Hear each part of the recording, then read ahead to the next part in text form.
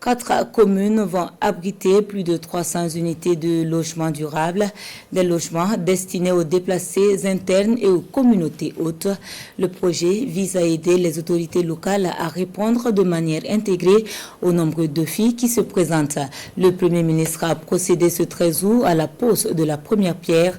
Le témoignage de Martin Ouedraogo et Jacques Ouedraogo. Voilà ce à quoi vont ressembler les cités communales de Kaya, Kongoussi, Tougouri et Dori pour abriter les personnes déplacées internes et les communautés hautes en situation de vulnérabilité. Une construction matérialisée ici à travers la pose symbolique de la première pierre.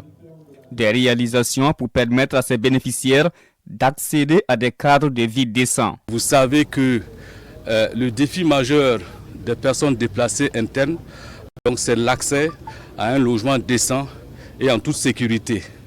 Et justement, donc, ce projet répond donc à cette logique donc, de pouvoir offrir donc, des logements non seulement donc, aux personnes déplacées internes, mais également donc, aux populations vulnérables donc, dans les localités d'accueil. Plus de 300 unités de logement durable seront construites dans les 4 communes.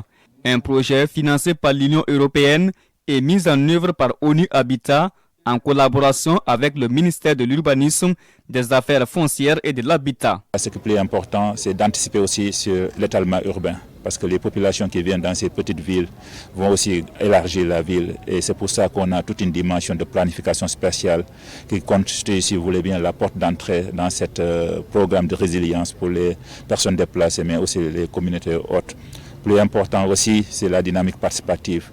S'assurer que tout un chacun est partie prenante de ce processus de planification, mais aussi de ce processus de mise en œuvre de ces infrastructures de base. Et cela n'aurait été possible sans l'engagement des autorités locales, mais aussi des populations, sans distinction d'origine. La construction de ces unités d'habitat durable s'inscrira dans une démarche à la fois de transfert de compétences et basée sur une assistance technique et financière aux communautés hautes et déplacées. Ces unités d'habitat seront construites selon une approche participative, mettant les bénéficiaires au centre de la démarche depuis la conception des plans types de logement à la réalisation du dit logement.